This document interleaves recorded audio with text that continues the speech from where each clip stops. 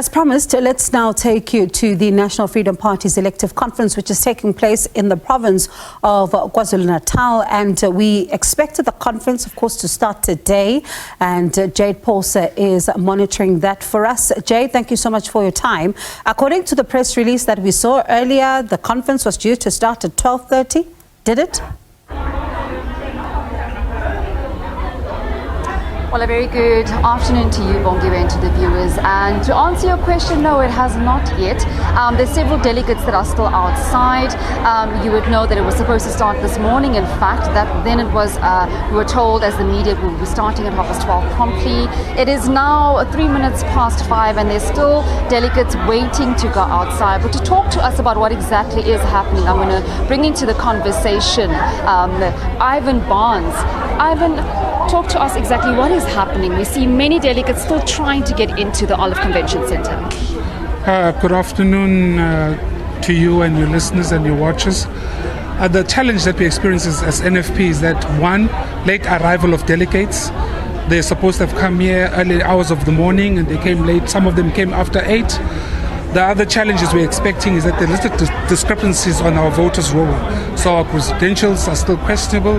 Some of our delegates, they thought they came as delegates only to find out on the voters' roll they are not delegates. So they are querying those things. There's a lot of objections going on. So those are the minor delays. From what I'm seeing as a delegate is that the company that was employed or hired to come do a job is really doing us disservice as National Freedom Party. It's shady work, very poor work, so we are sorting it out.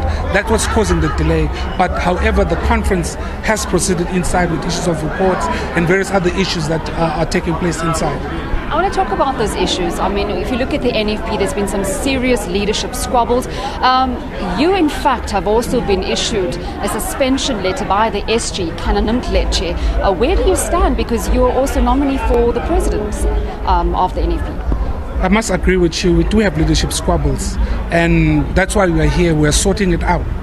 I want to place it on record that Mr. Kananimkleche is a member of the NFP. Until the Supreme Court of Appeal says otherwise, he shall remain the member of the NFP. And until the Supreme Court of Appeals reverses the decision by Judge Van Zyl, the interim national executive is the legitimate structure of the NFP and is taking us to conference. We are here sorting out such squabbles, and we will not pay attention to Mr. Mkleche's letters until the Supreme Court of Appeals says otherwise. Before I let you go, I mean, the NFP party was started by, its founder Zanele KaMagwaza-Msibi. Is this the party that she envisioned? After her passing, the numbers have diminished quite significantly. In 2011, the NFP took so many municipalities in rural Kwazulu-Natal. Is this the vision that she had for the party? It's pretty sad that when we started the organization with Jayed KaMagwaza-Msibi, we wanted to establish a party where people can be heard, have a right to be elected, a right to elect, and also an organization that is going to fight for the poorest of the poor, especially in the rural and disadvantaged areas. However, when we started the organization, many hypocrites came in their large numbers, and we are suffering because of them. However, we are here correcting the injustice, correcting our mistakes of the past, and after this we will come out as an organization that is going to be respected, it's going to take its rightful place, and we will fight for our people, and we will continue to advocate for the rights of women and children as our former leader used to do. Well, thank you very much, Ivan Barnes, NFP. They're just talking to us about the challenges that they've experienced. I'm just going to step out of shot, and Tulani Ngobo can show you on your screens right now. There's still several delegates, Bongiwe, that are trying to get into the Olive Convention Centre, as he said there.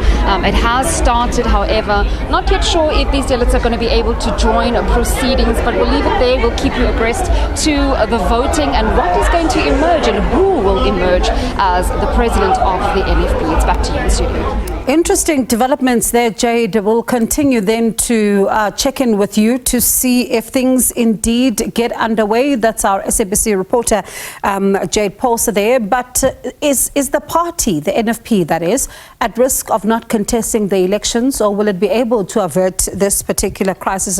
As you heard, there's some leadership squabbles according to, the members speaking to Jayed Paulse there. Now, there's also, of course, a letter purporting to be from the party's NEC on the current conference, suspending the party's Zanele KaMagwaza-Msibi and Irvin Barnes, who was just in conversation with Jayed there for allegedly fueling factionalism. Now, Mieni is the deputy mayor of eThekwini. So what does this all mean then for the party?